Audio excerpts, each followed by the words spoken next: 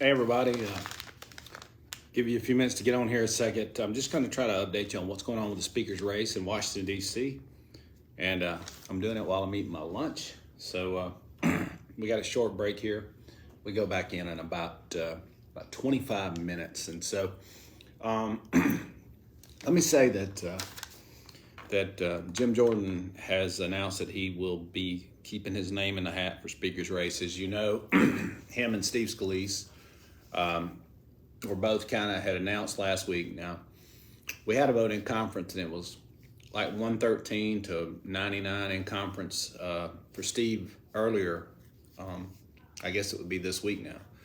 And they allowed the territories to vote, so that was 3 votes that didn't count. We had 8 that didn't count. So Jim and Steve basically came out of that almost in a dead heat, I would say. But there were some things with Steve, and you guys know I didn't support Steve. I've been supporting Jim from day one. And the reason being is Steve's health. I was concerned. I mean, we know Mitch McConnell's having problems with his health in the Senate. I felt like Steve's a friend of mine, Jim's a friend of mine. They're both good men. It wasn't about that with me. But it was certainly about who could take the mantle and who could win this fight for the American people, who had the health, the capability, and the opportunities, the time to do that. And so I'd made a decision to go with Jim just because I felt like that he would be a good man for the job. Jim and Polly are friends of ours. I said this in an interview last night. Heather and Polly are friends. Jim and I are good friends. And the thing I can tell you about Jim Jordan is he's a great leader. He's a fighter. Originally, I was going to be behind President Trump, and then Trump said we need to get behind Jim Jordan. Jim chairs judiciary. If you've been watching these hearings, whether it be Mayorkas on the border, Merrick Garland, Attorney General, Jim Jordan is a fighter, but he's also a friend. And I'll tell you a quick story. Jim, earlier this year when he became chairman of judiciary, he had asked me, actually before the recess last August, he said, Barry, would you consider being on judiciary on our committee? And Jim, I'm just a garbage guy from South Alabama. I am not an attorney. I don't know what you see in me that thinks I could maybe bring something to the table. And he said, listen, he said, Chuck Grassley's a farmer. So he said, would you join our team? And so that has been, that's just kind of leader he is. I mean, Jim is just one of the guys that knows how to build a team.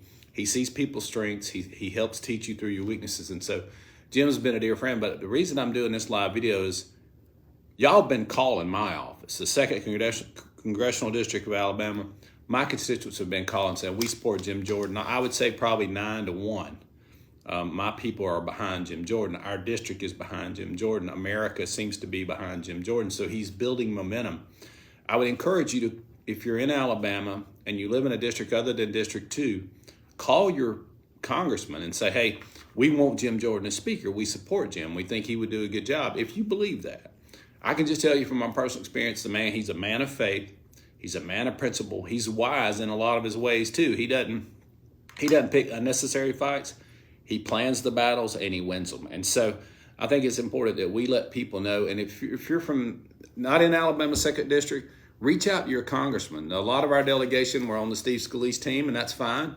But Steve is removed. He pulled out last night. He said he wasn't going to run. So it'd be nice to see us rally behind Jim, try to get him across the finish line.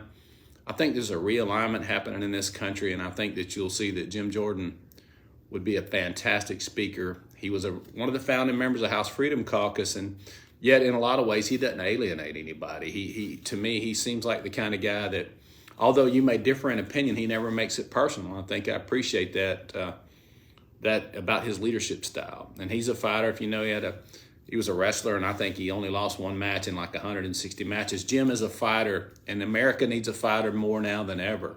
Somebody who understands strategy, who understands how to make the right move at the right time. Jordan is that guy. And so the Alabama delegation wasn't with Jim, and there's a lot of people across the country that weren't initially. They like Steve, and that's fine. I like Steve too. Like I said, his health was my concern for him.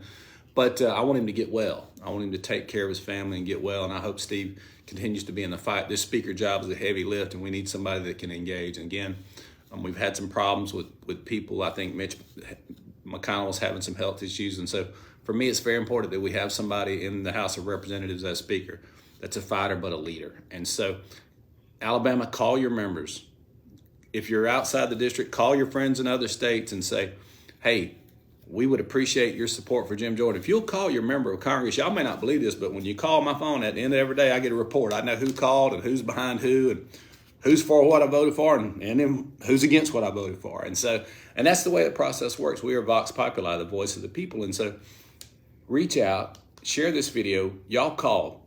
We're going to have Jim we start conference back here in about 20 minutes to nominate a speaker to go to the floor. And then we will vote probably first of the week, I would imagine, on a speaker for the U.S. House of Representatives to replace Kevin McCarthy. My guy's Jim Jordan. He's been my guy. He's a good friend of mine. You can trust the man. He's a family man. He's a man of faith. He's the kind of guy we need. And so y'all call your friends, call your members, keep our nation in your prayers, and let them know that you're praying for them and you encourage them. Thank you. Y'all have a great weekend, and we'll talk to you later.